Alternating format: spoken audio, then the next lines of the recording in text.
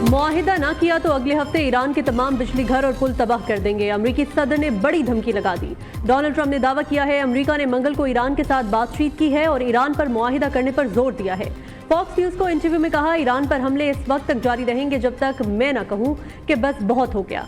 Iran में अभी कुछ जंग लड़ने की सलाहियत बाकी है, लेकिन ये बहुत ज्यादा नहीं।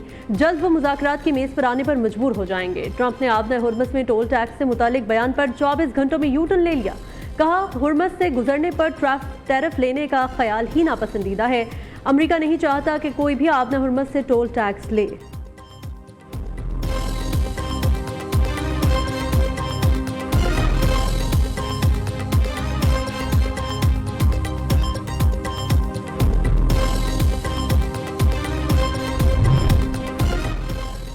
ईरान के एक एक इंच का दिफा करेंगे। ईरानी सदर का ट्रंप को जवाब। ईरानी सदर ने कहा, ट्रंप बताएं कि क्या उन्होंने मैदान जंग में अपने मकासद हासिल कर लिए।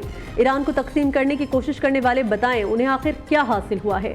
ईरानी कौमी सलामती कमीशन के तर्जुमान इब्राहिम रजाई का कहना है, दुश्मन मुफाहमती आदाश की तमाम शिकों की खिलाफ वर्जी और बाज़ाब्ता तौर पर जंग में दाखिल हो चुका है। अब अमेरिका के साथ कोई मुआहिदा काबिल अमल नहीं रहा। ईरानी वजारत खारजा के तर्जुमान इस्माइल बकाई का कहना है, अमरीकी हमला संगीन जंगी जुर्म है।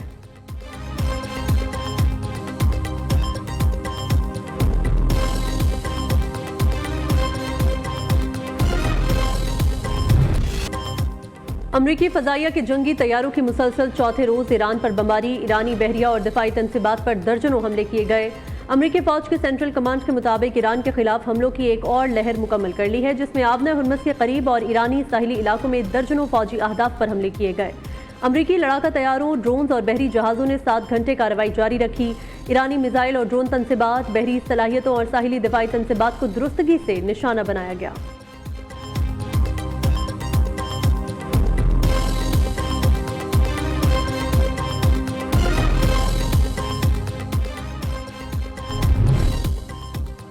ईरान का अमरीकी हमलों के जवाब में ऑपरेशन नसर 2 जारी।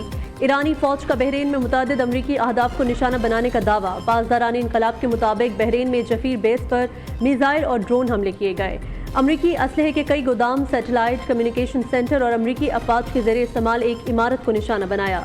पासदारान इनकलाब का उर्दन में अमरीकी एयरबेस को बैलिस्टिक मिसाइलों से निशाना बनाने का भी दावा। ईरानी फौज ने वाज़ेह किया है कि आबना हुर्मुज़ जारियत या अमरीकी हमलों के जरिए कभी दोबारा नहीं खुलेगी।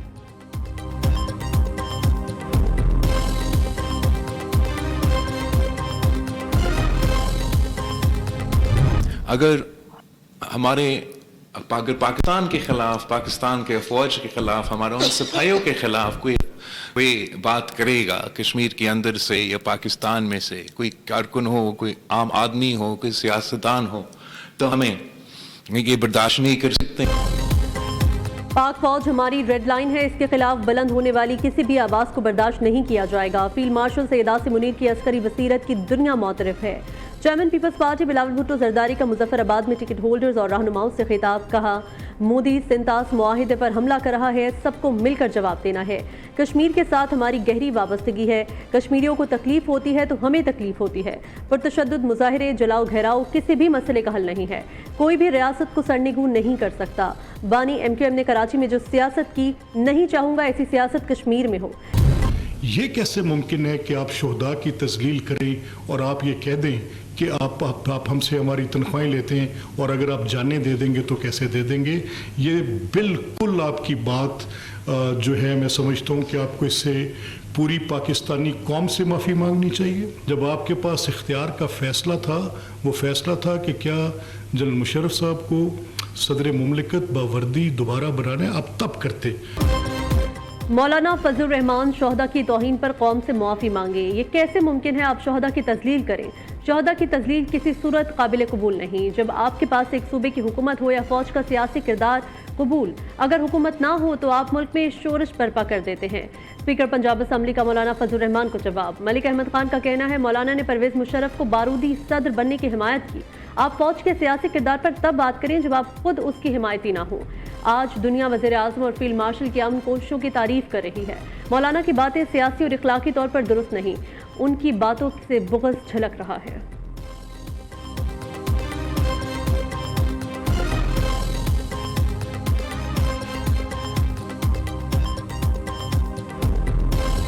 अपने शहीदों को अपने माथे का झूमर समझते हैं। उन शहीदों के खून की वजह से आज वतन अजीज पाकिस्तान को अल्लाह ने वो मकाम दिया है कि पूरी दुनिया पाकिस्तान की तरफ देख रही है। कौम के जवान, आपके और मेरे बेटे और भाई अपनी कुर्बानियां पेश कर रहे हैं।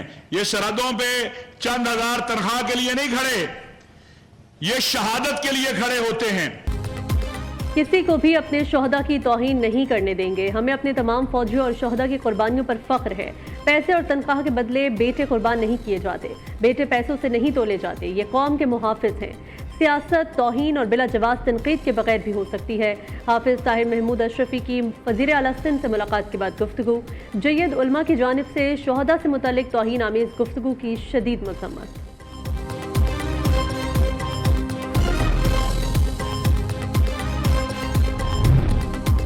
नफरत अंगेज बयानिए का मुकाबला कौमी इत्तेहाद और यकजहती से किया जा सकता है। वज़ीर आला मुराद अली शाह का इजलास में इज़हार ख्याल। कौमी और सूबाई पैगाम अमन कमेटी से ताउन जारी रखने का अज़्म।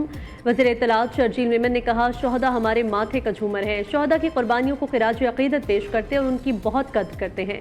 शोहदा से मुतल्लिक किसी भी किस्म की तौहीन आमेज गुफ्तगू गैर मुनासिब और नाकाबिल बर्दाश्त है। शोहदा कुर्बानियाँ देकर पाकिस्तान को अमन का गहवारा बना रहे हैं।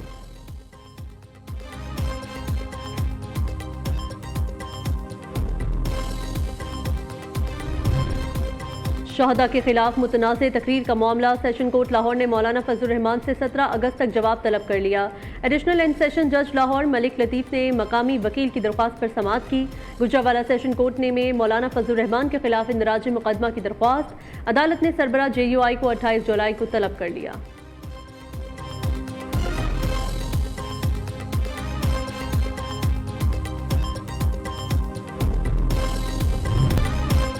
पाकिस्तान की मईशत इस्तेहकाम की राह पर गामजन। कारोबारी बिरादरी मईशत की रीढ़ की हड्डी। सरमायाकारी, बरामदात और शफाफ टैक्स निज़ाम हुकूमत की तरजीह है। वज़ीर आज़म की ज़ेर सदारत FBR इस्लाहात पर जायज़ा इजलास। FBR में जारी इस्लाहात और टैक्स निज़ाम में बेहतरी पर पेशरफ्त का जायज़ा। शहबाज शरीफ ने हिदायत की कि कारोबारी तबके के जायज़ मसाइल फौरी हल किए जाएँ। वज़ीर आज़म शहबाज शरीफ से चेयरमैन NDMA की मुलाकात। वज़ीर आज़म के मानसून बारिशों से निपटने की पेशगी इंतज़ामात यकीनी बनाने की हिदायत। वज़ीर आज़म से वज़ीर मुमलिकत तलाल चौधरी की भी मुलाकात। तलाल चौधरी ने वज़ारत दाखिला से मुतालिक उमूर पर ब्रीफिंग दी।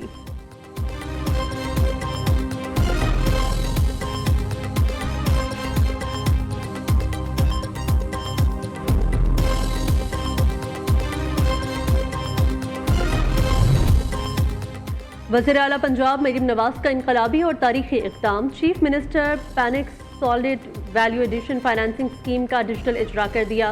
कायदाबाद के करीब 110 एकड़ पर pink salt mineral processing zone कायम करने का ऐलान। Pink salt value added product की महफूज सनतकारी। Pink salt value addition financing scheme का आगाज कर दिया।